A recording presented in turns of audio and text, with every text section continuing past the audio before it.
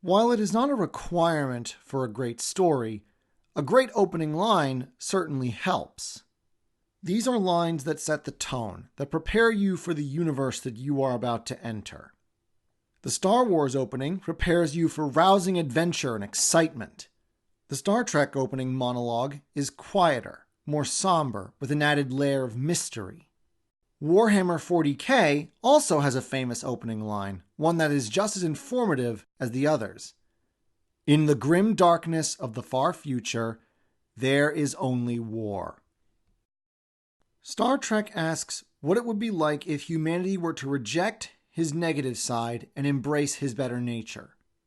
40k posits the opposite question.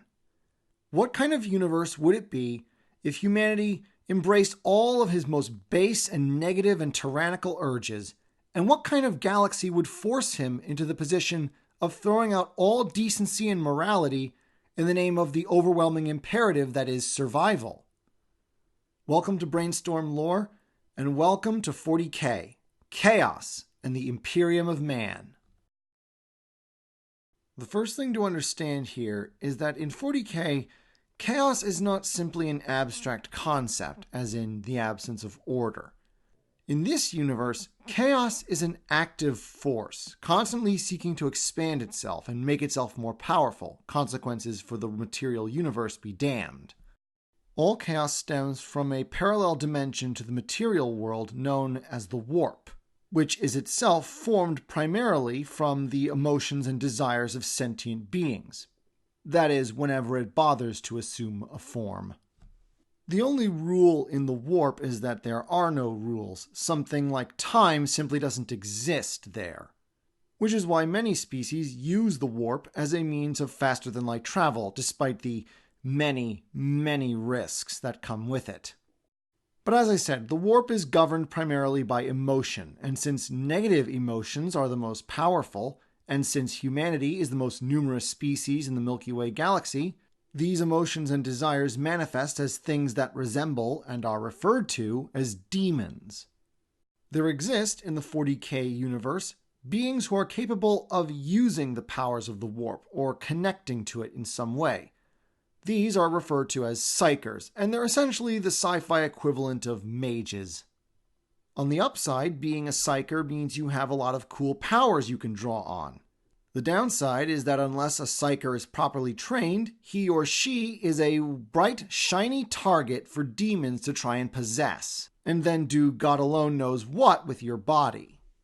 The most powerful of these warp entities are a quartet known simply as the Chaos Gods, each the most powerful representation of a primal aspect. There's Khorne, god of violence and bloodshed, Nurgle, god of disease and decay, Tzeentch, the god of change, and Slaanesh, god of perversity and suffering. These gods, while intelligent, are also monomaniacal, in that they are focused entirely on one certain objective, the increase of their own power. For example, Khorne desires more violence, Nurgle seeks to spread decay, Tzeentch wants constant change, and Slaanesh is always on the lookout for new, perverted things to do. Fortunately, these gods simply require too much chaos energy to exist outside of the warp. Thus, the galaxy is safe from their more, direct attentions. Instead, they are forced to work through proxies. Lesser demons or mortal worshippers, for example. Only one being has ever had a chance of actually stopping the Chaos Gods. Not destroying them, these things can't really be destroyed, but he came as close as any being has ever come to breaking their grip on the galaxy. He is known simply as the Emperor of Mankind. Thousands of years prior to the 41st millennium, humanity had colonized planets all over the galaxy. But during an event known as the Age of Strife, these planets became isolated from one another, and humanity devolved into a kind of techno-barbarism. Then, one day on the birth planet of Terra, a mysterious figure known only as the Emperor appeared. Not much is known about the Emperor of Mankind, except that he was immortal, having already lived for thousands of years by this point, and that he was also the most powerful psyker that had ever existed. What we do know is that it was his intention to unite the galaxy under the rule of humanity and put a stop to the Chaos Gods once and for all. But first, he had to unite Terra itself. The Emperor, among his many, many other talents, was an expert geneticist, and over the course of the Unification Wars, he devoted himself to the creation of soldiers capable of taking the fight to the stars once Terra had been unified under his rule. In the end, using some of his own genetic material, the Emperor succeeded in creating 20 insanely powerful superhumans known as the Primarchs. These would serve as his generals and administrators in wartime. And from their genetic material in turn, he created 20 different armies comprised of thousands of only slightly less powerful superhumans known as Space Marines. However, the Chaos Gods were no ways inclined to simply stand by and let the Emperor spoil their fun.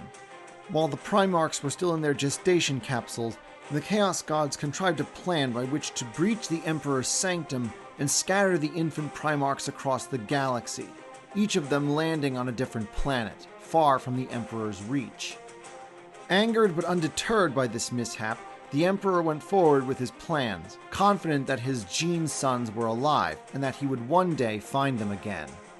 At the head of his legions of Space Marines, he successfully united Terra, then he conquered the solar system, and then moved on to the galaxy at large. Over the course of this galactic conquest known as the Great Crusade, the Emperor moved from planet to planet, adding its inhabitants to his Imperium. Many by diplomacy whenever it was possible, others by force when they refused to join him willingly. As each new world was added to his domain, the Emperor imposed upon his new subjects a secular philosophy known as the Imperial Truth, asserting that there were no gods and that all religions were to be outlawed by his decree, barring a few noteworthy exceptions. Over the course of the Great Crusade, the Emperor was also reunited with his missing Primarchs, rediscovering them one by one and reuniting each with his legion. The Great Crusade was an astounding success.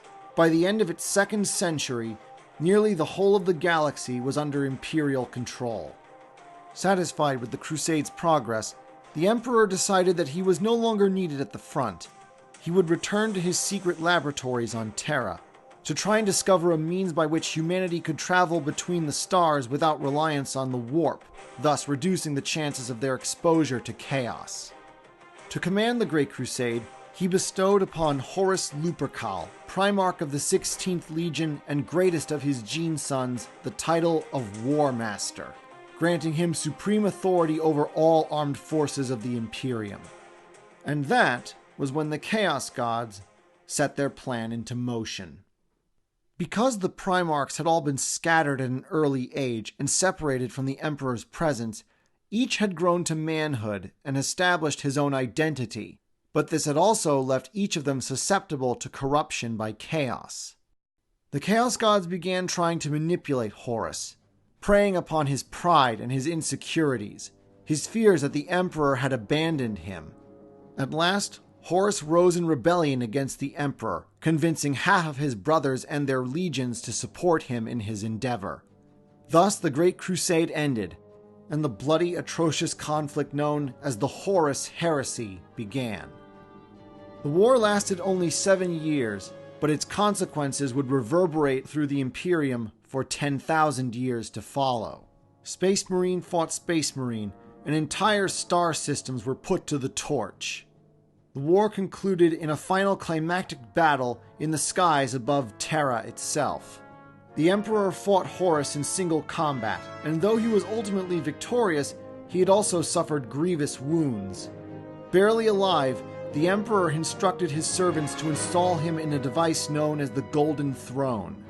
And there he has remained, lo these many thousands of years, barely kept alive by its circuitry, using the remains of his power to maintain the Astronomicon, a powerful psychic beacon without which it would be impossible for the Imperium to navigate safely through the warp, maintained by the life essence of thousands of psychers, sacrificed each day in order to preserve its guiding light. Though Horus was ultimately defeated and his traitorous allies scattered, the Imperium had been brought to the brink of annihilation, and it never truly recovered. It is now the 41st millennium, 10,000 years after the end of the Horus heresy. The Imperium, once a beacon of hope and progress, has degenerated into a corrupt bureaucratic oligarchy. The Emperor, who had envisioned a society governed by science and logic, has now become the center of a state religion that venerates him as a living god. Trillions of imperial citizens live out their lives in conditions that make abject poverty seem like the good life, while inbred aristocrats grow fat and lazy off the backs of their constant suffering. And yet, this Imperium is all humanity has to defend itself against the numerous enemies that threaten it on a daily basis. Besides the forces of chaos and the surviving traitor space marines, there are many hostile alien races referred to collectively as Xenos. There are the Eldar, incredibly powerful psychic space elves that once destroyed their own empire by literally orgying themselves to death. How that came about is quite a story in and of itself.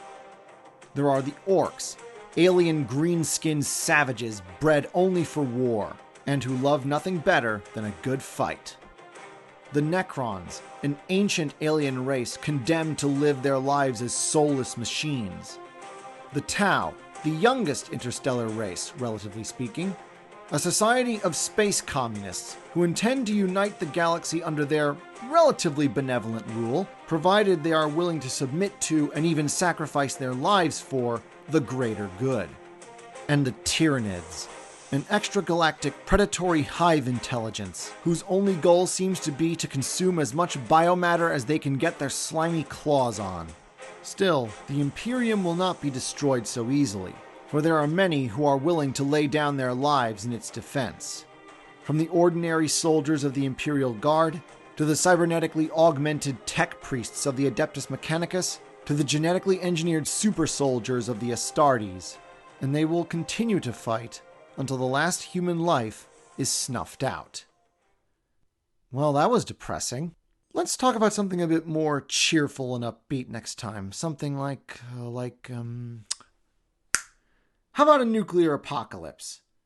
Next week, the origins of Fallout. Until then. Thanks for watching this video. Please like, share, subscribe, and check out my website, studiobrainstorm.net. Studio Brainstorm is a small publishing company looking to reach out to other independent or small-time writers looking to get started. If you have a story worth telling, whether it's a book, comic, novel, or a short story, please contact us. Both email and phone hours are listed on the website. Thank you very much, and have a good day.